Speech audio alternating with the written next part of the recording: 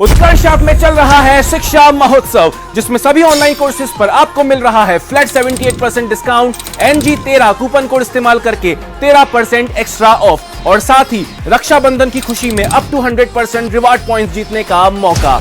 लेकिन याद रखें, ऑफर है सिर्फ 21 अगस्त तक। Enrol now. हेलो नमस्कार साथियों, राधे राधे, गुड मॉर्निंग। मैं राहुल चौधरी उत्कर्ष परिवार में आप सभी का बहुत बहुत स्वागत, अभिनंदन, इस्तकबाल करता हूं। कैसे मेरे प्यारे साथियों, उम्मीद कर रहा हूं कि आप सभी स्वस्थ होंगे, मस्त होंगे और अभी अभी क्लास में व्यस्त भी होने के लिए चल रहे हैं। तो आज का ये प्यारा सा दिन और प्यारी सी सुबह में प्यारे प्यारे से क्वेश्चंस के ऊपर हम लोग बात करने के लिए जा रहे हैं।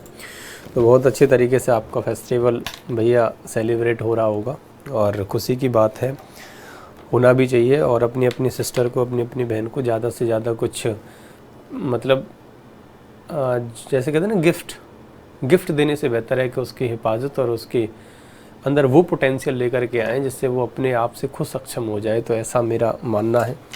बाकी गिफ्ट आज रहती है, कल रहती है, परसों चली जाती है। बाकी तो रील वायरल हो रही है कि 10 रुपये से ज़्यादा और पैसा अगर कोई बहन मांगती है तो उसे 2 साल की सज़ा और 10,000 का जुर्माना करना पड़ जाएगा।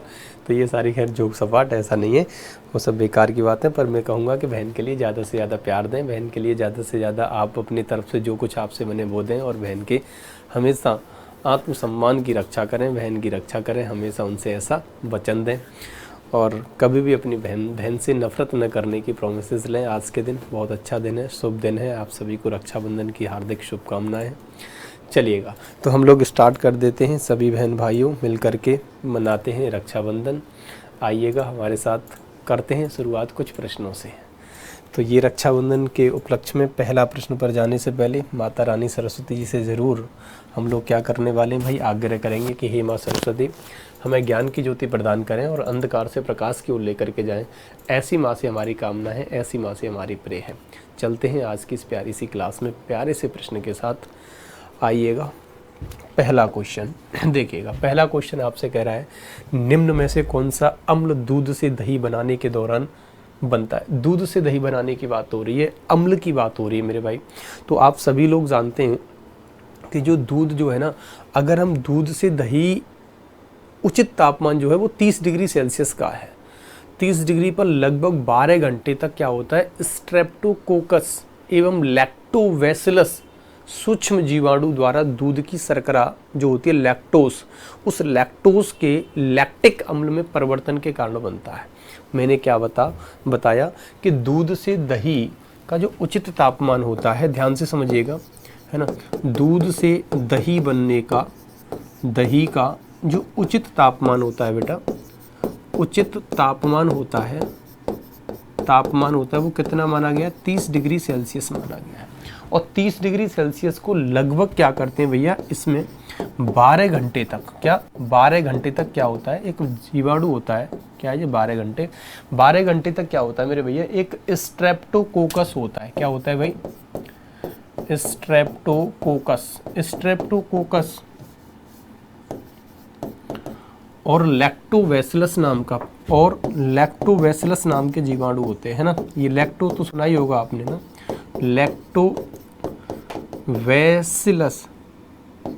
लैक्टोबैसिलस जीवाणु जो होता है ना, जीवाणु होते हैं ये। और ये दोनों ही जीवाणु क्या करते हैं, एक तरीके से हम लोग बात करें तो दूध की जो शर्करा होती है, दूध में एक शर्करा पाई जाती है जिसे लैक्टोस शर्करा कहते हैं, है ना। तो दूध के अंदर जो शर्करा होती है ना, दूध शर्करा, लैक्टोस शर्करा को क्या करते हैं भैया, ये शर्करा को किस में बदल देता है मेरे भाई, तो आपको पता होना चाहिए, ये लैक्टिक अम्ल में परिवर्तन करता है। किस में भाई, लैक्टिक अम्ल में, ठीक है। तो यहाँ पर आंसर क्या हो जाएगा मेरे भैया, लैक्टिक एसिड हो जाएगा। क्या आंसर इसका बताओ, या फिर सिट्रिक एसिड नहीं होगा, एस्कॉर्बिक एसिड नहीं होगा, एसिटिक एसिड नहीं होगा, तो lactic acid is the correct option. Number D आपका सही हो जाएगा। उम्मीद करता हूँ कि सारे बच्चों ने इसका आंसर सही दिया है। बहुत बढ़िया भाई। अगला प्रश्न देखिएगा और समझिएगा कि क्वेश्चन क्या कह रहा है।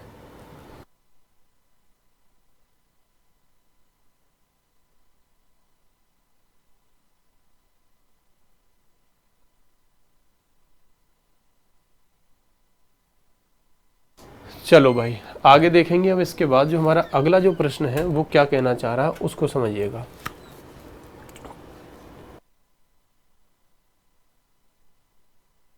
क्वेश्चन कह रहा है मेरे भैया कि वाहितम कोश में उपस्थित इलेक्ट्रॉनों की संख्या को कहा जाता है। संयोजक इलेक्ट्रॉन कहते हैं, संयोजक परमाणु कहते हैं, संयोजक प्रोटॉन कहते हैं, संयोजक क्रमांक कहते हैं। ये प्रश्न है आपसे। अगर जब इसकी बात हो रही है तो जैसे मान के चलो, अगर हम लोग बात कर रहे हैं किसकी, एक एटम की बात कर रहे हैं। कोई भी एटम अगर हम लोग लेते हैं तो उसमें क्या होता है बेटा, प्रोटॉन प्लस न्यूट्रॉन होता है कि नहीं होता, बताओ। बिल्कुल होगा। उसके बाद इसमें क्या होता है, ऐसे करके कुछ कक्ष बने होते हैं, है ना, ऐसे करके कुछ कक्ष इसके अंदर बने होते हैं कि नहीं बने होते हैं। इनको आप लोग क्या कहते हैं, ये कह रहा है कि बाह्यतम कोश में, तो ये जो कोश होते हैं ना, KLMN के रूप में, KLMN के रूप में ये कोश बने होते हैं। अब इनमें आपको देखें तो सबसे जो बाह्यतम कोश होता है ऐसे करके, है ना, ये सबसे जो बाह्यतम कोश होता है वो यही वाला होगा। अब ये जो बैलेंस संयोजी कोश के नाम से जाना जाता है। अब ये क्या है भैया, एक प्रकार से संयोजी कोश के नाम से जाना जाता है। ये वाला कोश, इस वाले कोश को कहते हैं संयोजी कोश के नाम से। संयोजी कोश होता है, या फिर मैं कह सकता हूं इसको वैलेंस क्या होता है, ये सेल होता है। इसको ही हम लोग बैलेंस सेल के नाम से जानते हैं। ये बात आपको याद रखनी है मेरे भाई। अब प्रश्न आपसे ये पूछ रहा है, क्वेश्चन आपसे ये पूछ रहा है कि बाह्यतम कोश में उपस्थित इलेक्ट्रॉनों की संख्या को क्या कहा जाता है। बाह्यतम को, जैसे कि कार्बन की मैं बात कर रहा हूँ, कार्बन का 6 हमारा हो गया एटॉमिक नंबर, और जब इसका इलेक्ट्रॉनिक विन्यास निकालेंगे तो 2 4 हो जाएगा। तो ये 4 क्या है, ये बाह्यतम कोश में इलेक्ट्रॉन हो गए। जैसे मान के चलो ये है हमारे पास में ऐसे करके ना, अब ऐसे करके है तो पहले में तो इसमें तो न्यूट्रॉन प्लस प्रोटॉन हो गया। अब इसके बाद क्या है, 2 पहला दूसरा ये इलेक्ट्रॉन हो गए, 4 इलेक्ट्रॉन इसमें दिखाई दे रहे हैं। 4 इलेक्ट्रॉन हम लोगों ने यहाँ बना दिए। तो ये 4 इलेक्ट्रॉन बाह्यतम कोश में, ये वाले, इन चारों इलेक्ट्रॉन को अगर हम लोग बात करें तो क्या होगा भैया, ये संयोजी इलेक्ट्रॉन के नाम से जानेंगे। इन्हें वैलेंस इलेक्ट्रॉन के नाम से जाना जाता है। That's why your right answer will be A is the correct here. क्या सही हो जाएगा मेरे प्यारे भाइयों, ए आपका आंसर यहाँ पर सही हो जाएगा। क्लियर हुआ क्या? चलो बहुत बढ़िया, अच्छा आप लोग आंसर कर रहे हैं। चलिएगा एक और प्रश्न आपके सामने, बहुत प्यारा सा प्रश्न है, इसको थोड़ा समझिएगा और आंसर करिएगा भाई। चलो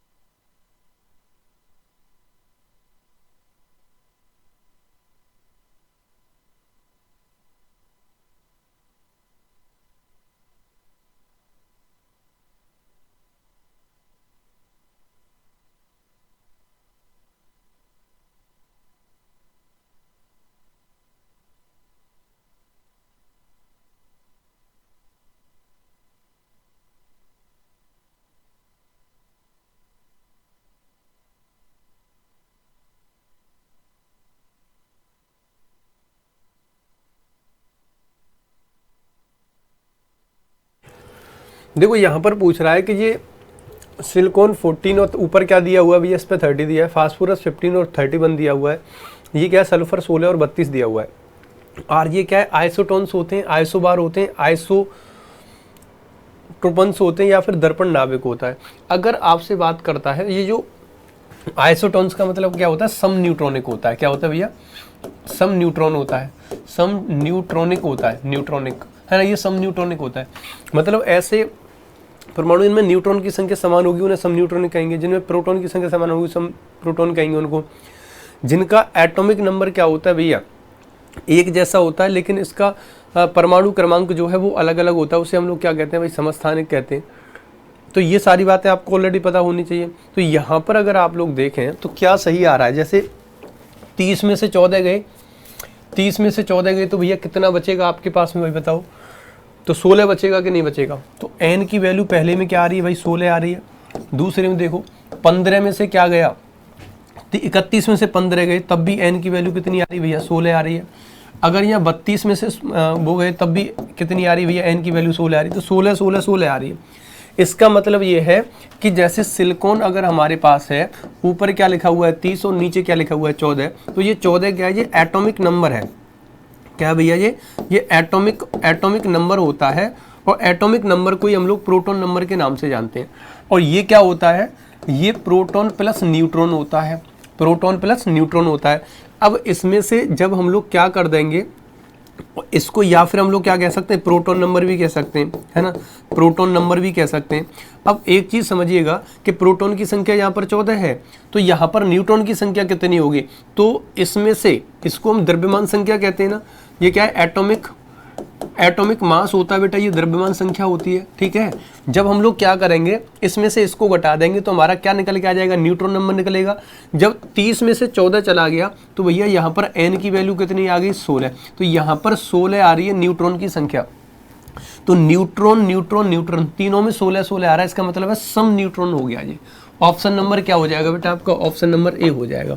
इसी प्रकार आप तीनों को देखेंगे तब उसमें से n की वैल्यू 16 ही निकल के आएगी, तो इसका सही जवाब क्या हो जाएगा, ऑप्शन नंबर ए। चलो अगला क्वेश्चन देखिएगा, न्यूट्रॉन की खोज किसने की थी। बहुत अच्छा प्रश्न है, और ये प्रश्न तो देखो सबको पता होगा कि न्यूट्रॉन की खोज किसने की थी। इसको एक बात से याद कर लेते हैं, ईंट पर नाच, ऐसे सुना है ना। चलो क्या आंसर हो जाएगा बेटा इसका, न्यूट्रॉन।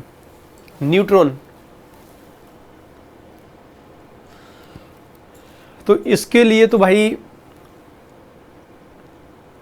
मतलब मुझे नहीं लग रहा कि आपको बहुत ज़्यादा समय लेना चाहिए था, अब तक का इसका आंसर कर देना चाहिए था। और एक बार भाई सेशन को शेयर कर दो सभी प्यारे साथी, जो भी बच्चे हमारे साथ जुड़ गए, एक बार सभी को बुला लो, भाई बहनों को बुला लो और रक्षाबंधन यहीं पर मना लो। इसी के आधार पर जब तक क्वेश्चन हमारे नहीं बनेंगे तब तक रक्षाबंधन कैसे बन सकता है। इसीलिए चैडविक आंसर यहाँ पर सही कर देना भाई। क्या आंसर कर देंगे बेटा, चैडविक। तो चैडविक ने क्या किया था भाई, इसकी खोज की थी। आ जाओ अगला प्रश्न देखो, परमाणविक संख्या 2 एवं द्रव्यमान संख्या ए से ए के 2 नहीं है भाई, ये z होगा, है ना। परमाणविक संख्या z एवं द्रव्यमान संख्या ए के परमाणु में इलेक्ट्रॉनों की संख्या है। बहुत अच्छा प्रश्न पूछा जा रहा है। अगर आपसे ये इलेक्ट्रॉन की संख्या पूछ रहा है यहाँ पर, एक बात समझना, जैसे मान के चलो कि ये x है हमारे पास, ये z है हमारे पास और ये हमारे पास a है, ठीक है। यही होता है। जब मैं a की बात कर रहा हूँ तो a में क्या है, ये प्रोटॉन प्लस न्यूट्रॉन दोनों है भैया, और z की मैं बात कर रहा हूँ तो ये क्या है, ये प्रोटॉन नंबर होता है। यही तो समस्या है, और तो कुछ नहीं होता। पूछ क्या रहा है, परमाणु में इलेक्ट्रॉन की संख्या क्या होती है। अब परमाणु में इलेक्ट्रॉन की संख्या अगर आपको पूछनी है तो प्रोटॉन नंबर को ही हम लोग इलेक्ट्रॉन नंबर कहते हैं कि नहीं कहते, बताओ। ये इलेक्ट्रॉन नंबर कह लो, एटॉमिक नंबर कह लो भैया, एटॉमिक नंबर कह लो, और इसी को प्रोटॉन नंबर कह लो, है ना, प्रोटॉन नंबर कह लो, कुछ भी कह लो, तीनों का मतलब एक ही है। अच्छा ये कहाँ पर आएगा, और ये क्या होता है, ये हमारा एटॉमिक मास होता है, ये बात आपको पता है। एटॉमिक मास को हम लोग ए से रिप्रेजेंट करते हैं, ये भी बात आपको पता है भैया। और जब हम इसमें से क्या कर देंगे, एन की वैल्यू को हटा दें तो प्रोटॉन नंबर निकलेगा जो कि हमारा जेड है। तो अब हमें क्या देखने के लिए मिल रहा है, ए माइनस क्या कर देंगे भैया हम लोग, ए माइनस जेड, ए माइनस क्या कर देंगे भैया, जेड कर देंगे। ए माइनस क्या कर देंगे मेरे भाई, जेड कर देंगे। तो न्यूट्रॉनों की संख्या निकल के आएगी कि नहीं निकल के आएगी। ए में से z को अगर हम लोग घटा दें तो क्या निकल के आ जाएगा, न्यूट्रॉन नंबर निकलेगा। ये क्या निकलेगा, न्यूट्रॉन नंबर निकल के आएगा भैया कि नहीं निकल के आएगा। ए में से, ए मतलब ये है, इसमें से हम लोग z को घटा देंगे तो न्यूट्रॉन नंबर ये वाला निकल के आएगा कि नहीं आएगा। इसमें दोनों है, न्यूट्रॉन प्लस प्रोटॉन दोनों है ना, तो न्यूट्रॉन नंबर निकल के आएगा। क्वेश्चन कह रहा है कि परमाणु में इलेक्ट्रॉनों की संख्या है, परमाणु में इलेक्ट्रॉनों की संख्या है, तो a माइनस जेड आपका सही जवाब यहाँ पर हो जाएगा। a माइनस जेड सही जवाब हो जाएगा। a माइनस जेड कैसे हो जाएगा भाई, रोक जाओ, सॉरी। परमाणु की संख्या की बात कर रहा है ना, तो परमाणु की संख्या है, परमाणु इलेक्ट्रॉन प्रोटॉन न्यूट्रॉन, तो z हो जाएगी। क्या संख्या हो जाएगी भैया, z। सही आंसर क्या होगा आपका, ऑप्शन नंबर ए यहाँ पर आप करेक्ट कर देना, क्योंकि ये तो हमारा a माइनस जेड तो हमारा न्यूट्रॉन नंबर निकलेगा ना, तो वो तो न्यूट्रॉन संख्या हो गई, और z हमारी एटॉमिक नंबर होता है, परमाणु संख्या होती है, तो z इज द करेक्ट। ठीक है, तो आपका आंसर क्या हो जाएगा, ए आंसर भैया यहाँ पर आपका सही जाएगा। ठीक है, चलो अगला प्रश्न देखिएगा। क्वेश्चन इजी है, केवल उसको थोड़ा सा घुमाया जा रहा है बेटा, है ना, प्रश्न को बस थोड़ा सा घुमाया जा रहा है, बाकी क्वेश्चन में कुछ ऐसा खास है नहीं, इजी प्रश्न है काफी। आइएगा, क्वेश्चन कह रहा है कि हाइड्रोजन परमाणु की न्यूट्रॉन संख्या क्या होती है। हाइड्रोजन परमाणु की न्यूट्रॉन संख्या निकालनी है भाई। अब हाइड्रोजन क्या होता है पता होगा, न्यूट्रॉन संख्या आपको निकालनी है, प्रोटॉन संख्या 1 होती है उसकी, ठीक है। चलो बताओ जल्दी फटाफट से।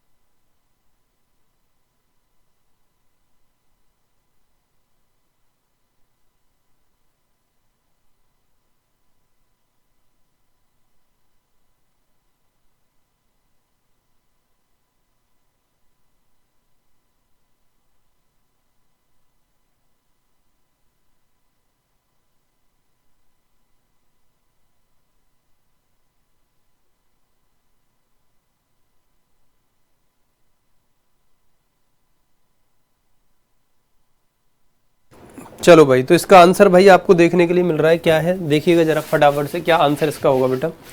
तो यहाँ पर हम लोगों ने क्या देखा है, इसको जरा समझो।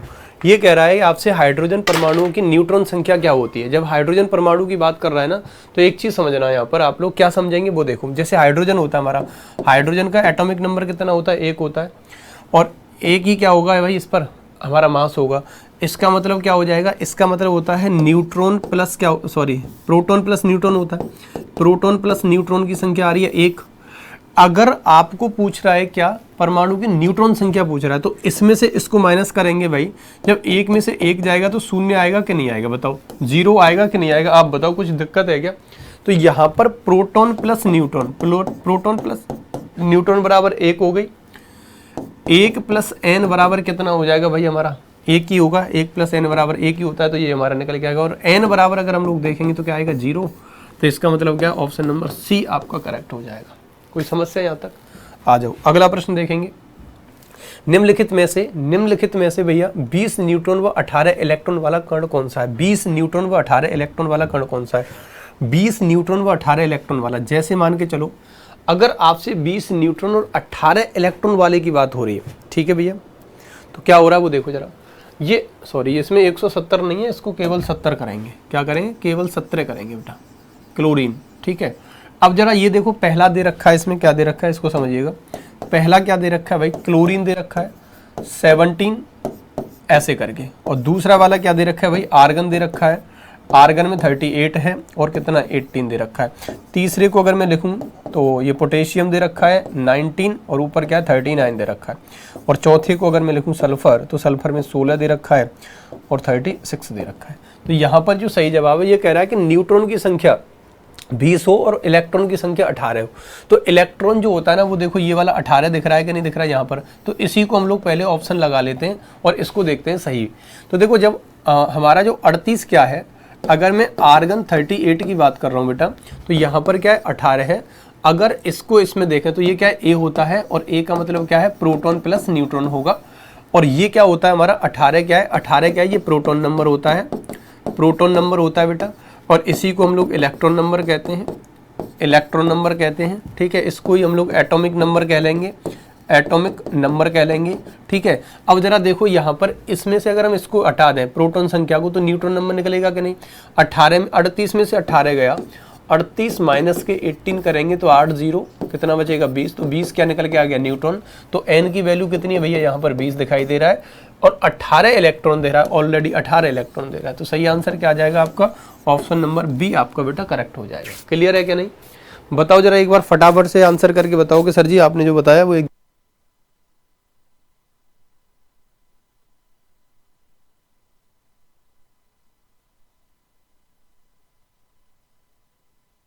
चलो भाई अगला क्वेश्चन देखेंगे कि भैंस के दूध में औसतन वसा की कितनी होती है। भाई औसतन वसा की बात कर रहा है भैंस के दूध में, गाय का दूध तो पिया ही होगा आपने, तो गाय का दूध और भैंस का दूध दोनों की बात कर रहा है।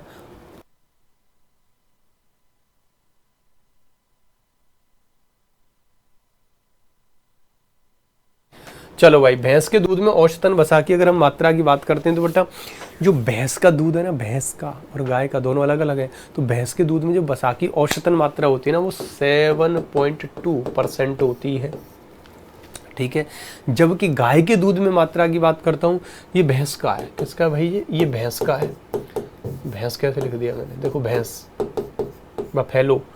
और गाय की काऊ की बात करते हैं तो कितनी होती है भाई? 3.5 से 4.0 होती है। 3.5 से 4.0% में पाई जाती है, ठीक है भाई। चलो सही आंसर इसका option number A is the correct. आ जाओ अगला प्रश्न देखेंगे। अगले प्रश्न पर जाने से पहले मैं आप सभी को एक सूचना है जो आपके लिए बहुत ज़्यादा महत्वपूर्ण है, मैं इसको बता दूं कि आपका अपना जो उत्कर्ष एप्लीकेशन है, उस उत्कर्ष एप्लीकेशन पर एक अपडेट आया है जिसमें आपको ऑनलाइन कोर्सेज में अब प्राइम फीचर के साथ आपको देखने के लिए मिल जाएंगे। आज ही उत्कर्ष एप्लीकेशन को आप लोग अपडेट कर लें जिससे इस प्राइम फीचर्स को देख पाएंगे, जिसमें रिवीजन कोर्स है, मॉडल टेस्ट सीरीज़ हैं, अनलिमिटेड आस्क डाउट्स वगैरह जो भी हैं, अनलिमिटेड आपके क्रिएट टेस्ट वगैरह हैं, जो सब पर क्या है एक प्राइम फीचर्स आ गया है। तो आप अपने उत्कर्ष एप्लीकेशन को क्या करेंगे मेरे भाई, उसको अपडेट कर लीजिएगा, बाकी चीज़ें आपको ऑलरेडी वहाँ पर दिख जाएंगी। तो ये क्या हमारा स्टैंडर्ड था और ये हमारा प्राइम है, तो इसको आप लोग देख लीजिएगा कि क्या है कैसे है सारी चीज़ें, ठीक।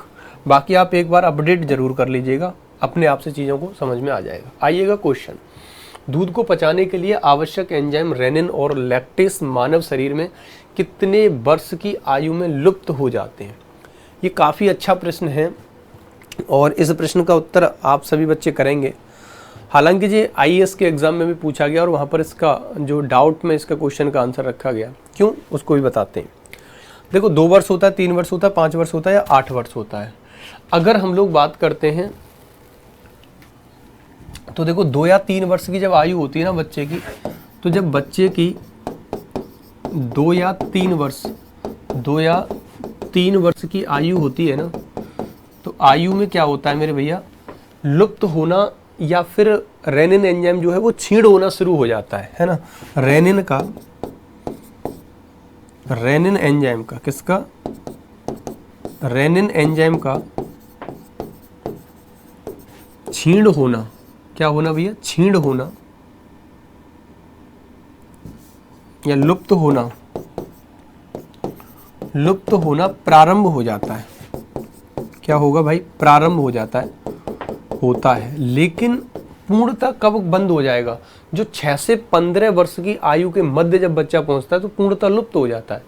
6 से 15 वर्ष की आयु में कितना, 6 से 15 वर्ष की आयु में पूर्णतः लुप्त हो जाता है बेटा। क्या हो जाता है, पूर्णतः लुप्त हो जाता है, ठीक है भाई, पूर्णतः लुप्त हो जाता है। तो क्या हो जाएगा इसका आंसर, दो 2 वर्ष नहीं होगा, 3 वर्ष नहीं होगा, 5 वर्ष नहीं होगा। 2 से 3 में तो हल्का हल्का जाता है, ये कह रहा है वर्ष की आयु में लुप्त हो जाता है। तो ये 5 वर्ष लेगा, 8 वर्ष लेगा, तो ये 6 से कह रहा है, तो इसमें हम 8 वर्ष लगा दें तो ज़्यादा ठीक होगा, है ना। 8 वर्ष अकॉर्डिंग टू दीज ऑप्शन सही हो जाएगा। बाकी मैंने डिटेल आपको बता दी किसका क्या आंसर सही जाने वाला है। आ जाओ अगला प्रश्न। किसी तत्व के परमाणु की दूसरी कक्षा में इलेक्ट्रॉनों की अधिकतम संख्या हो सकती है।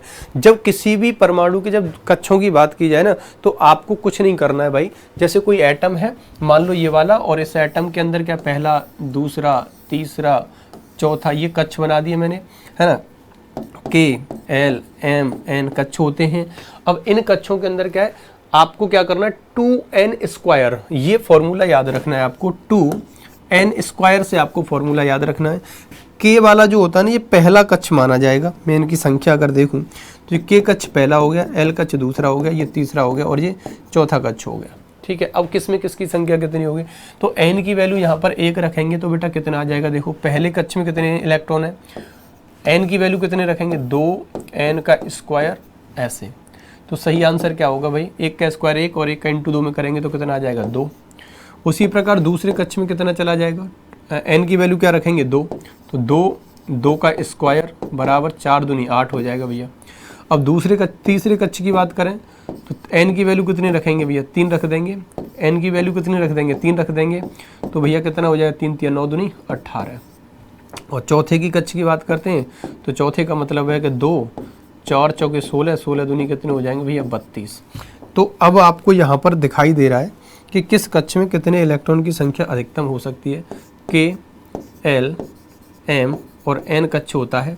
K, L, M, N की अगर हम लोग बात कर रहे हैं तो यहाँ कह रहा है कि कक्ष में इलेक्ट्रॉनों की अधिकतम संख्या हो सकती है। तो कितनी हो सकती है, आंसर देख लो भैया। किसी तत्व के परमाणु की दूसरी कक्षा में, दूसरी कक्षा देखो, दूसरा कक्ष ये आ रहा है ना, अधिकतम 8 हो सकती है भैया। ऑप्शन नंबर ए आपका यहाँ पर करेक्ट हो जाएगा। बताओ कोई समस्या है क्या? अरे समझ में आ गया कि नहीं आया, एक बार फटाफट से बताओ भैया, समझ में आ गया कि नहीं आया, फिर आगे बढ़ेंगे।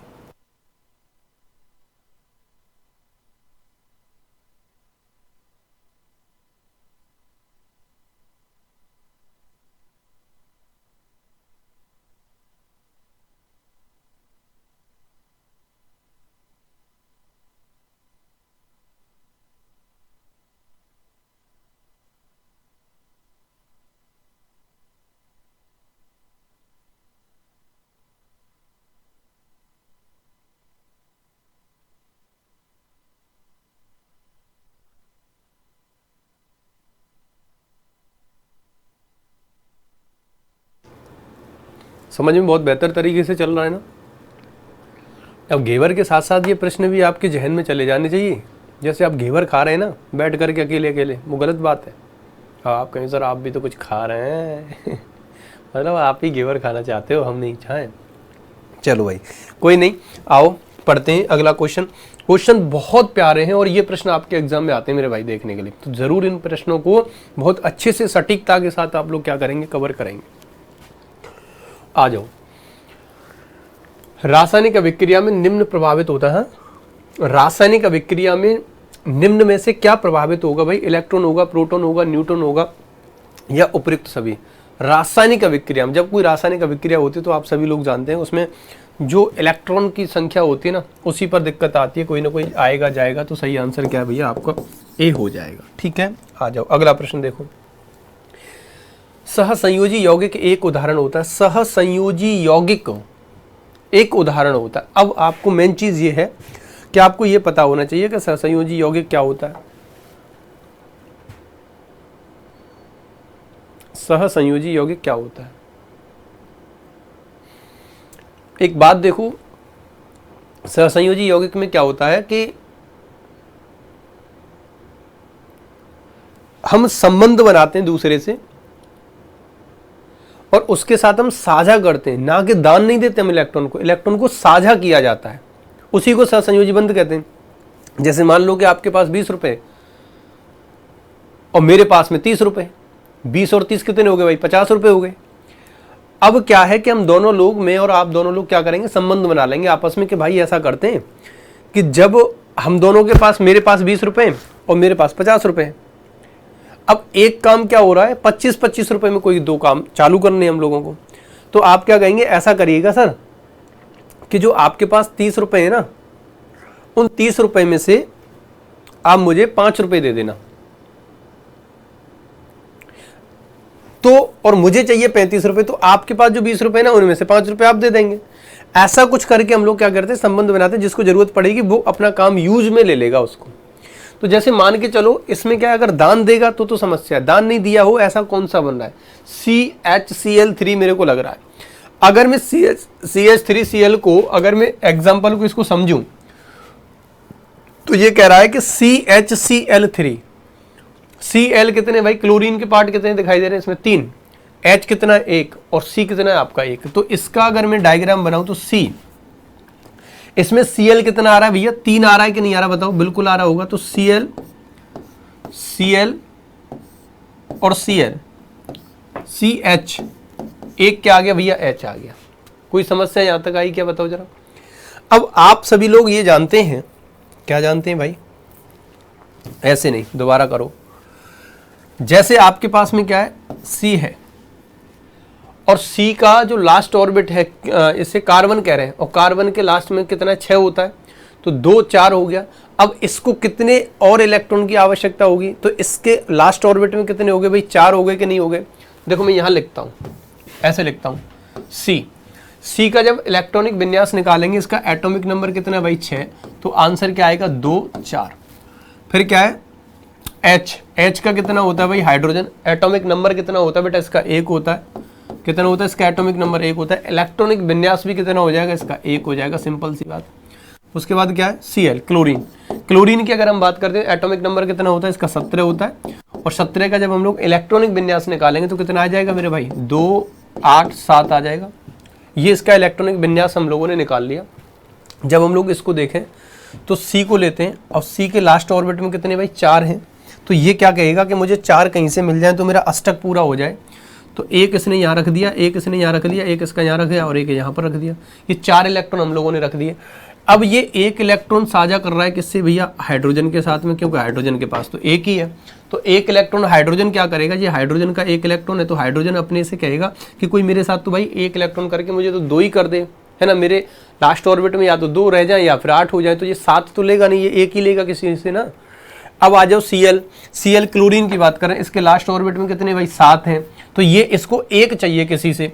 तो जब मैं Cl को यहाँ पर रख दूं, एक Cl को यहाँ रख दें और एक Cl को हम लोग यहाँ रख दें, Cl के लास्ट ऑर्बिट में कितने 7 लगा दो भाई, 1 2 3 4 5 6 7, 1 2 3 4 5 6 6 7, ठीक है, ऐसे इधर रख दो, 1 2 3 4 5 6 7। क्योंकि हमें ये डॉट स्ट्रक्चर जो होता है ना, इसका बनाने का एक तरीका होता है भाई।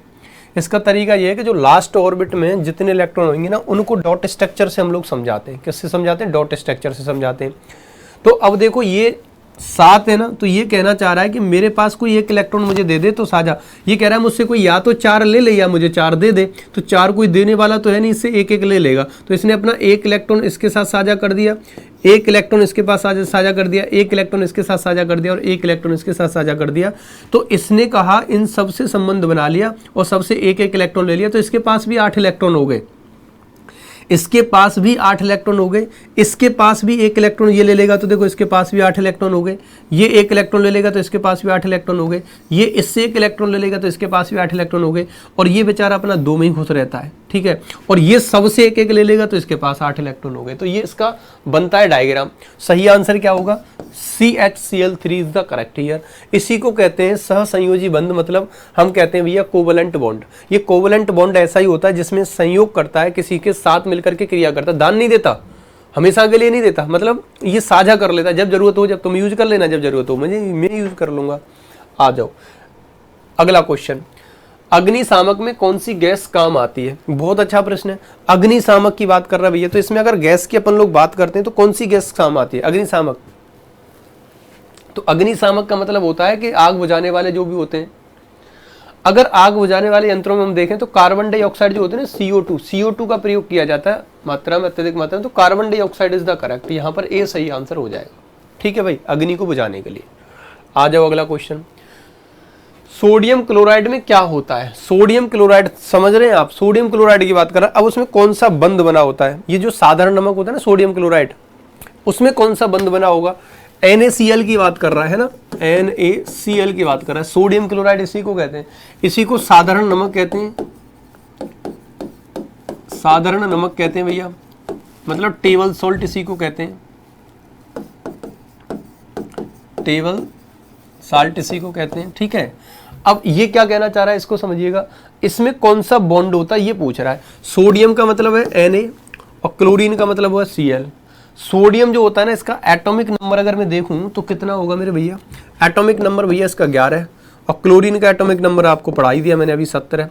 इसका अगर मैं इलेक्ट्रॉनिक विन्यास निकालूं तो कितना निकलेगा, 2 8 1 निकलेगा। इसका इलेक्ट्रॉनिक विन्यास निकालें 2 8 7 निकलेगा।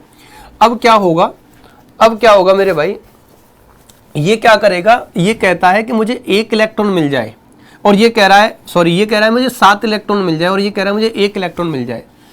अब या तो ये अपना अष्टक पूरा कर सकता है जब इसमें 7 इलेक्ट्रॉन और आ जाए तब, या फिर ये इसका अष्टक पूरा हो जाएगा जब इससे कोई एक इलेक्ट्रॉन ले ले तब।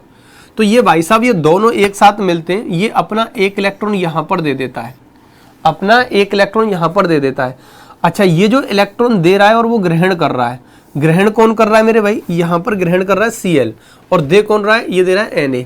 तो Na दे रहा है तो Na क्या है, पॉजिटिव हो गया, और Cl क्या है, एक नेगेटिव हो गया। तो इसका मतलब ये है कि इन दोनों ने मिलकर के क्या कर लिया, एक एक इलेक्ट्रॉन इधर उधर दे करके एक बॉन्ड बना लिया NaCl, और NaCl जैसे ही ये बनाते हैं तो ये साधारण नमक बन जाता है, और NaCl में जो बनता है वो इलेक्ट्रोवोलेंट बॉन्ड बनता है क्या, या सहसंयोजी बंध बनता है। सहसंयोजी बंध में क्या हो रहा था, अभी मैंने आपको बताया था कि उसमें साझा किया जाता है, लेकिन इसने साझा नहीं किया, इससे अपना एक इलेक्ट्रॉन इसने ले लिया।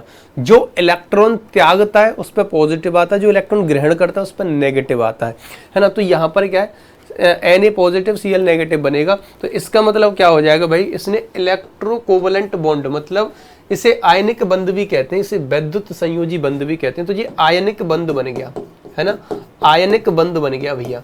आयनिक बंध में क्या होगा मेरे भैया, आयनिक बंध में ये इलेक्ट्रॉन को दान किया जाता है, इलेक्ट्रॉन को साझा नहीं किया जाता, याद रखने योग्य पॉइंट था, ठीक है। तो इलेक्ट्रॉन को क्या करेगा, ये दान दे रहा है, तो दे दिया दान, इसने क्या दिक्कत आई। अगला प्रश्न देखो, अगला प्रश्न कह रहा है कि हाइड्रोजन को जलने से क्या बनेगा भाई। हाइड्रोजन को जलने से ऑक्सीजन बनेगा, राख बनेगी, मिट्टी बनेगी, पानी बनेगा। हाइड्रोजन जलाई जाएगी तो क्या बनेगा। अब आप सभी लोग जानते हैं दुनिया की कोई भी वस्तु हो बेटा, दुनिया की कोई भी वस्तु हो वो कब जलेगी बेटा, वो ऑक्सीजन की प्रेजेंस में जलेगी, और ऑक्सीजन में नमी होगी तो पानी तो बनेगा ही बनेगा ना। हाइड्रोजन बिना हवा की उपस्थिति के वो जल ही नहीं सकती, और हवा में ऑक्सीजन भी है ना।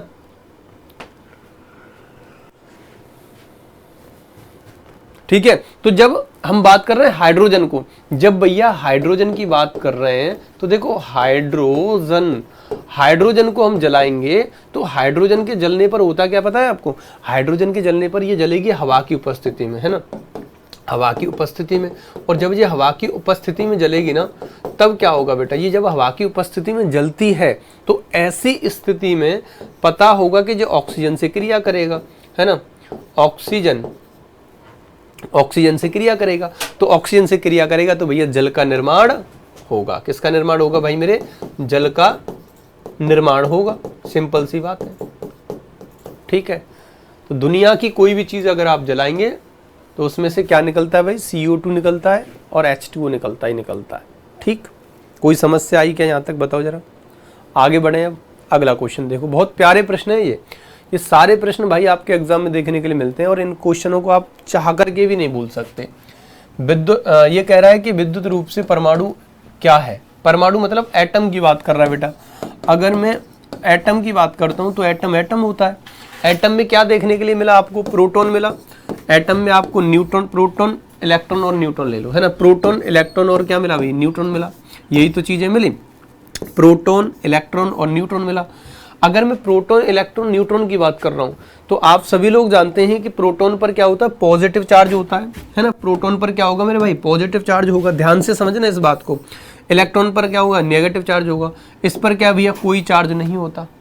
अब प्रश्न देखो यहाँ पर क्या बन रहा है और क्वेश्चन का आंसर क्या होगा, आप अपनी समझ से आंसर कर दो बस।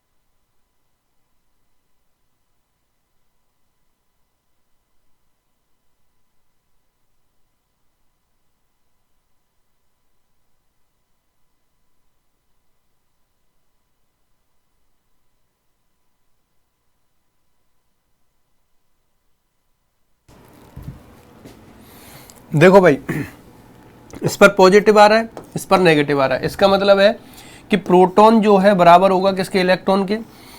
जितना इस पर होगा उतना इस पर चार्ज होगा। नेगेटिव पॉजिटिव होता है केवल जब ये बराबर हो जाएगा तो ये कैसा हो जाएगा भाई, उदासीन हो जाएगा। ठीक है, बहुत बढ़िया। मोस्टली आप लोगों का आंसर सही है, और आप बेहतर तरीके से क्वेश्चन को देख रहे हैं, समझ रहे हैं, अच्छे तरीके से आप लोग कर रहे हैं इन प्रश्नों को। प्रश्न बहुत अच्छे हैं जो एग्जाम ओरिएंटेड हैं, आपके एग्जाम में सीधे सीधे देखने के लिए मिलते हैं, हूबहू देखने के लिए मिलते हैं, है ना। तो बहुत प्यारे प्रश्नों को आप लोग कर रहे हैं और भाई आपको प्रत्यक्ष मिलता जा रहा है। जो जो एग्जाम हो रहे हैं उसमें 100% नहीं, 95 to 98% क्वेश्चन तो फंस रहा है क्लास से ही सीधा सीधा। इसलिए मैं कहता हूं कि आप रेगुलर बने रहें क्लास में और बहुत अच्छे से पढ़ें चीज़ों को, ठीक है। चलो, काला फेफड़ा बीमारी किससे संबंधित है? अभी कराया था 2-3 दिन पहले ही है।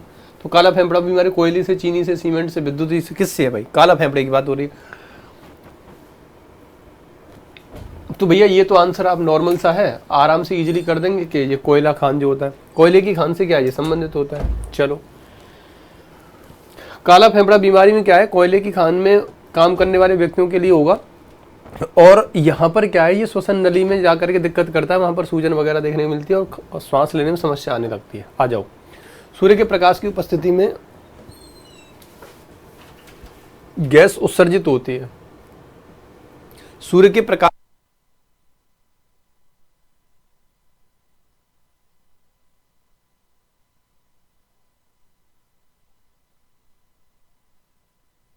देखो, क्वेश्चन है कि सूर्य के प्रकाश की उपस्थिति में फॉस्जिन गैस उत्सर्जित होती है। ईओडो फार्म होता है, एस्पिरिन होगा, अमोनिया होगा या क्लोराइड होगा? बताएं भाई, सही आंसर इसका क्या हो जाएगा बेटा?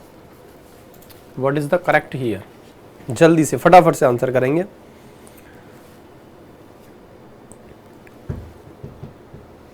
चलो, बहुत बढ़िया। इसका जो सही जवाब जा रहा है भाई, क्लोरोफॉर्म, ठीक है। तो यहां पर हो गया सूर्य के प्रकाश की उपस्थिति में क्लोरोफॉर्म फॉस्जिन गैस उत्सर्जित होगी। ऑप्शन नंबर आपका डी सही जाएगा। अगला प्रश्न, अगले प्रश्न की बात कर रहे हैं तो डीएपी में कितने प्रतिशत फास्फोरस तथा नाइट्रोजन पाई जाती है? फास्फोरस P2O5 की बात कर रहे हैं यहां पर। अब कितने प्रतिशत पाई जाती है ये बात बताओ जल्दी से फटाफट से। तो देखो, एक चीज समझिएगा कि नाइट्रोजन की जो मात्रा पाई जाएगी इसमें कितनी होगी। अगर मैं डीएपी की बात कर रहा हूँ, किसकी बात कर रहा हूँ बेटा? डीएपी की बात कर रहा हूँ, जिसका जो रासायनिक सूत्र अगर हम देखें तो NH4 का होल ट्वाइज और HPO4 होता है ना। NH4 का होल ट्वाइज होगा और क्या होगा? HPO होगा, HPO3 होता है, ठीक है भाई, सॉरी HPO4 होगा। तो ये इसका क्या रासायनिक फॉर्मूला बना, ये इसका रासायनिक फॉर्मूला कह लो, सूत्र कह लो, ये रासायनिक सूत्र बना किसका भाई? डीएपी का, डीएपी का, ठीक है। रासायनिक सूत्र बन गया NH4 का होल ट्वाइस HPO4। इसके जो रासायनिक संगठन की मैं बात कर रहा हूं तो 46 से 53% इसमें क्या पाया जाता है? फास्फोरस की मात्रा होती है बेटा। कितना बता रहा हूं मैं? 46 से लेकर के 53% इसमें क्या होगा? फास्फोरस की मात्रा होती है ना, फास्फोरस की मात्रा होती है। वहीं पर अगर मैं बात कर रहा हूँ इसमें नाइट्रोजन की मात्रा, तो 18 से 21% बेटा इसमें नाइट्रोजन की मात्रा होती है। 18 से 21% नाइट्रोजन होता है इसमें, है ना। क्या होगा? नाइट्रोजन होगा। अब सिंपल सी बात क्या होगी आपकी? आंसर यहां पर देखें तो क्या है भाई? 18% और 40% सही आंसर हो जाएगा। ऑप्शन नंबर ये सही है भाई। P2O5 की मात्रा इसमें क्या देखने के लिए मिल रही है? देख लो भाई, नाइट्रोजन इतनी और P2O5 इसमें कितना हो जाएगा? 40% हो जाएगा इसके आधार पर, है ना।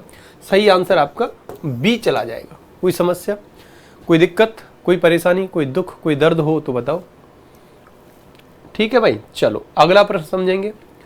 अगले प्रश्न पर जाने से पहले आपके लिए एक बहुत बड़ी खुशखबरी, बहुत अच्छी सी, जो कि लगातार 13 तारीख से हम आपके बीच में इस चीज़ को रख रहे हैं। और मैं उम्मीद कर रहा हूँ कि आप सभी लोगों में से बहुत सारे लोगों ने कोर्स परचेज भी किया है, और जो बच्चे बचे हुए वो कोर्स को परचेज कर लें।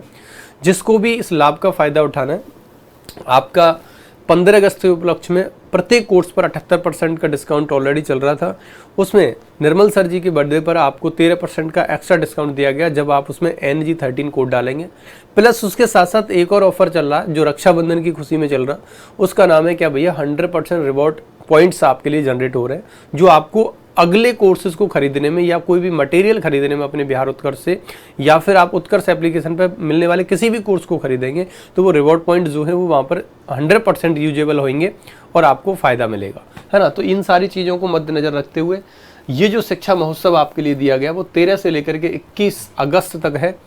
तो आपका 1-2 दिन शेष है।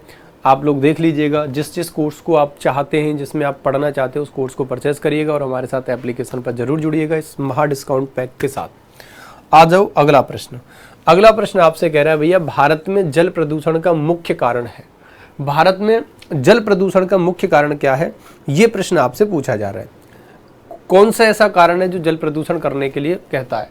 तो देखो, विद्युत शक्ति संयंत्र होता है, औद्योगिक अपशिष्ट होता है, चीनी मिल का अपशिष्ट होता है। सबसे ज्यादा की अगर हम लोग बात करते हैं बेटा, तो आप सभी लोगों का आंसर सही जाना चाहिए, grey water is the correct. तो क्या आंसर सही जाएगा भैया आपका? Option number D, grey water जो है आपका यहाँ पर सही जवाब होगा। एक और प्रश्न की हम लोग चर्चा कर रहे हैं, वो प्रश्न ये है कि इटाई रोग किससे संबंधित है। इटाई रोग की बात कर रहे हैं और इटाई रोग किससे संबंधित है, ये क्वेश्चन है आपके लिए। इस क्वेश्चन का आप लोग आंसर करिएगा जल्दी से, फटाफट से, कि इटाई रोग जो है सर जी वो किससे संबंधित होता है।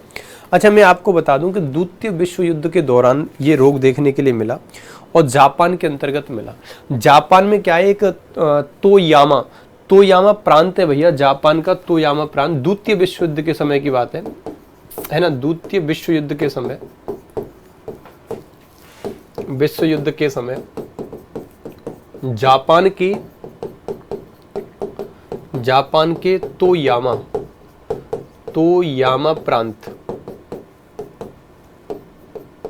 तोयामा प्रांत में एक नदी पड़ती है जिसका नाम है जिंजू नदी।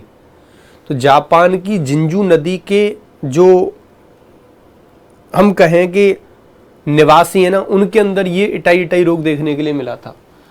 प्रांत में जिंजू नदी के निवासी है ना, जिंजू नदी के निवासी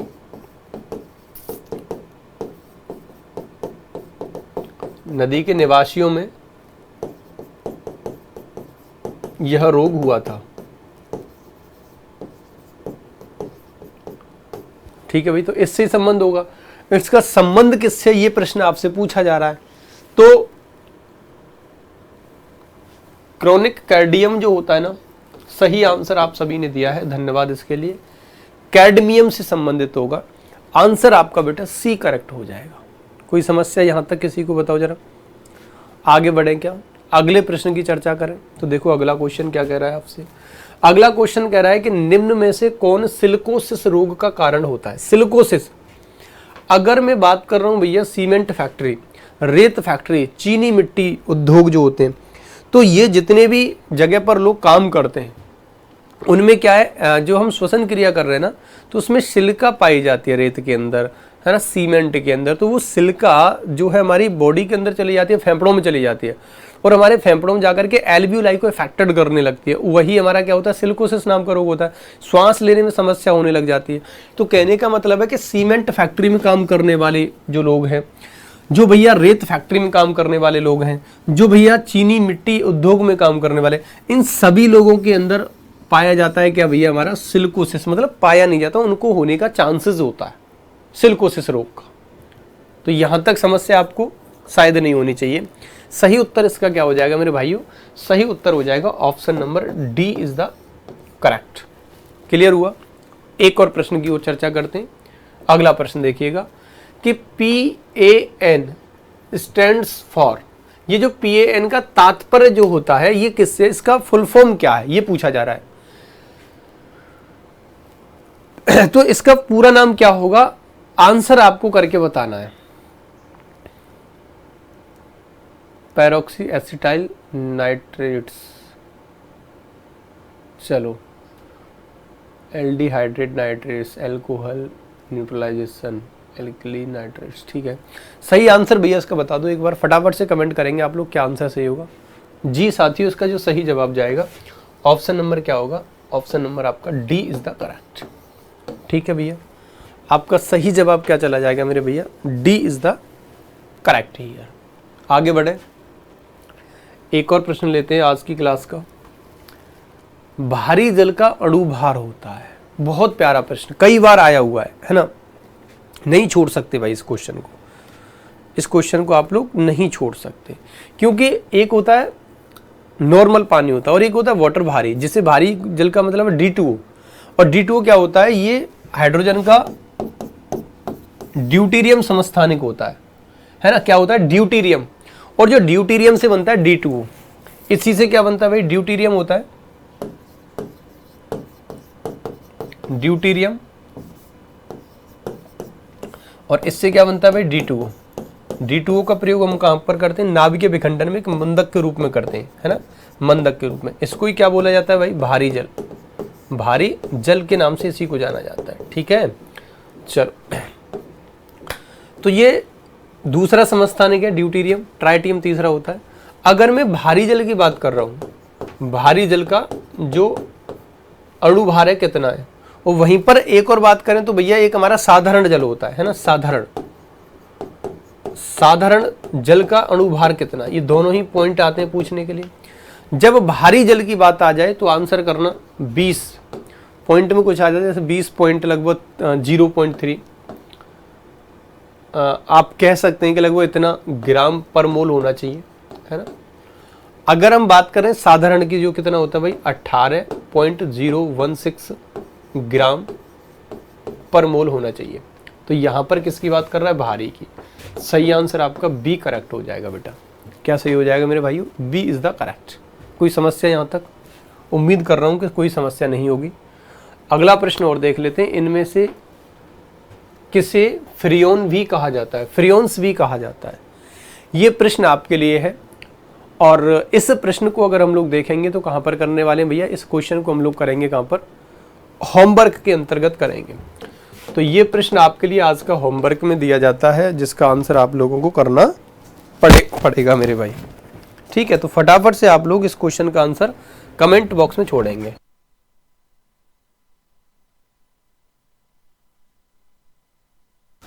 तो कमेंट बॉक्स में छोड़ेंगे। तो ऐसा करते हैं, ये होमवर्क है और इसको होमवर्क को आप लोग कमेंट बॉक्स में करिएगा।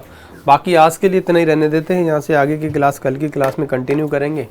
और तब तक के लिए आप लोग बहुत अच्छे तरीके से अपना सेलिब्रेशन कीजिएगा, अच्छे तरीके से अपना ये फेस्टिवल भैया एंजॉय करिएगा, और अपनी अपनी सिस्टर को बहुत सारा प्यार करिएगा, खूब सारा पैसा दीजिएगा, उनको खूब सारे गिफ्ट दीजिएगा, और उनको आश्वासन दीजिएगा, उनके हमेशा रक्षा के लिए आप प्रण लीजिएगा।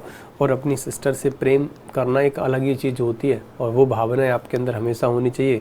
तो एक बार पुनः आप सभी को रक्षाबंधन की हार्दिक शुभकामनाएं, सभी बहनों को बहुत सारा प्यार और माता रानी का आशीर्वाद। ठीक है फिर बच्चों, आज के लिए इतना ही। तब तक के लिए आप खुश रहें, मस्त रहें, स्वस्थ रहें। Bye bye, love you all, thank you.